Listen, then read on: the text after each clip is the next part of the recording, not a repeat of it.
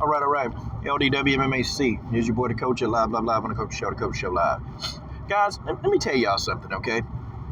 I'm really about sick and tired of journalists, okay? I'm sick and tired of these guys, over sensationalizing titles that it don't make sense. It just don't make sense that these guys are really over sensationalizing these titles. Because when you read the article, what Claressa Shields says, they said that Claressa is criticizing Cyborg's choice of opponent. And actually, she's not criticizing anything. Okay? Claressa isn't criticizing anything. It's more of a compliment than a criticism. But, you got these guys, they're always trying to, get people, at each other and start beefs between people so they can have more to write about. And some of these little journalists, man, have you ever seen some of these guys? These guys look like they never played a sport in their life. These are the most nerdiest, geekiest looking dudes that you could ever see. And you see some of them, and if you even breathe on them wrong when you push them, they'll go tell the police, man. I mean, these are some of the wimpiest dudes on the planet, but they write these goofy ass articles. So Claressa didn't criticize. To me, it didn't sound like a criticism. It was more of a compliment.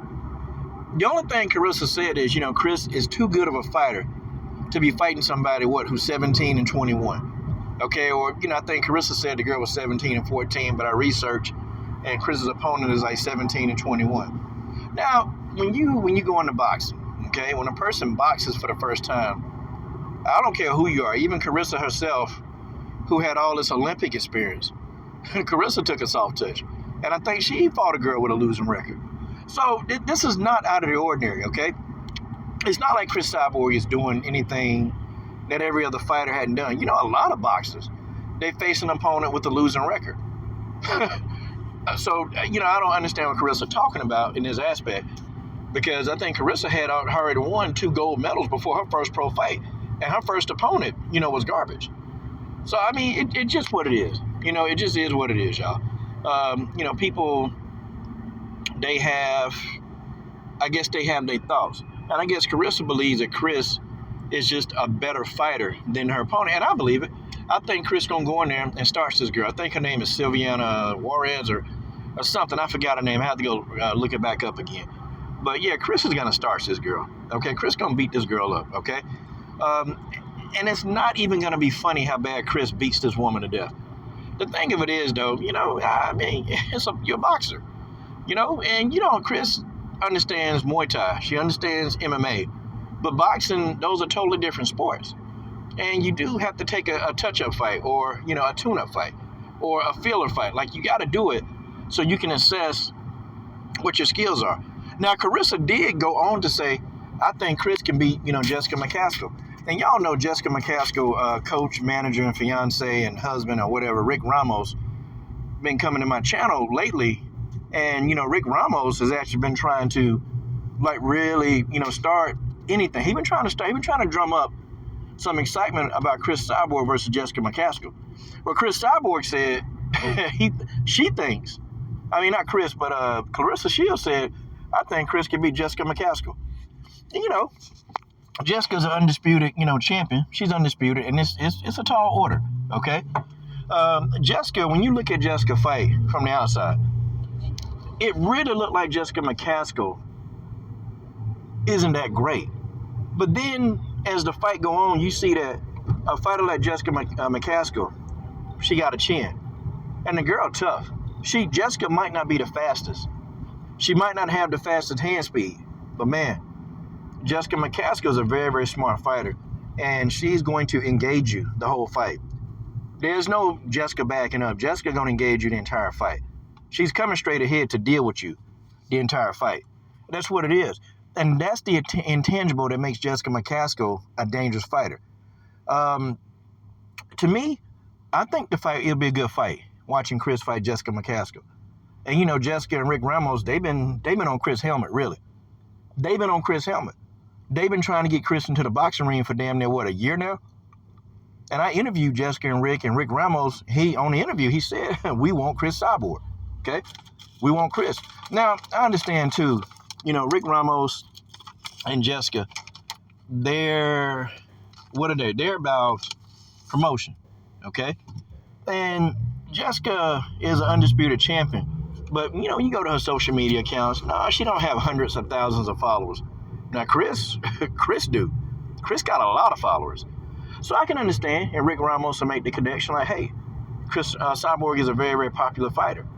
Let me connect Jessica with her, and let's Jessica and Chris have like this dynamic fight. Let's let Jessica and Chris have the fight of the century, and then Jessica become more popular. I get that too. Because, as a fighter and a manager, you want your fighter to make a bag. I ain't hating them for that. And Jessica do got something to offer to the table. She undisputed. She got a lot to offer to the table, but so does Chris. Chris got popularity. Chris is a Grand Slam champion. I wouldn't mind seeing Undisputed versus Grand Slam. Okay? Undisputed versus Grand Slam would be a hell of a fight. And I think Chris is very underrated as a boxer. She's extremely underrated as a boxer. And I think that people just think, oh, well, she's just an MMA fighter. Nah, Chris got hands. Chris Cyborg got good hands, and Claressa was saying that Chris learns very, very fast. And, Chris becomes a student of whatever she don't know. Like, Chris is a great student. Chris was asking questions and, getting excited. And I think it's a good move for Chris. Hey, take this fight because Chris Cyborg really wants to mega fight with Katie Taylor. That's who she want to fight. But, the McCaskill fight's on the table. Rick Ramos was like, hey, we'll make a deal with Chris Cyborg. He told me that. He said, we'll make a deal with Chris. He said, we'll make that deal. Okay, and then you got the Katie Taylor fight on it. And of course Eddie Hearn will make that fight. Eddie Hearn, because Chris Cyborg at one point, man, she was the most avoided woman in combat sports.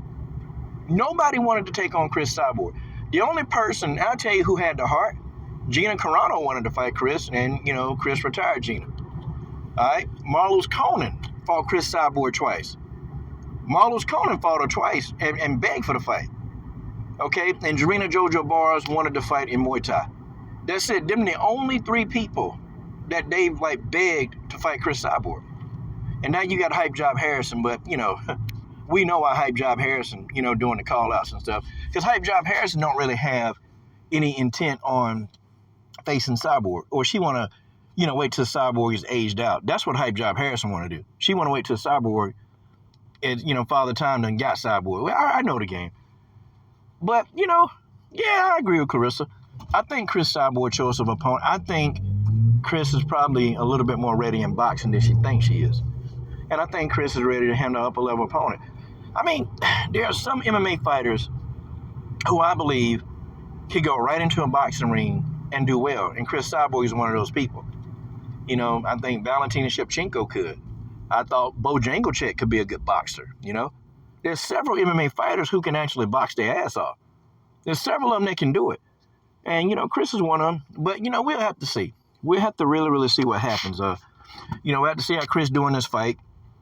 And then we'll see who's our next opponent. Hell, boxers, don't be complaining. Don't complain about Chris Cyborg opponents. When all you people doing boxing, it's cherry pick.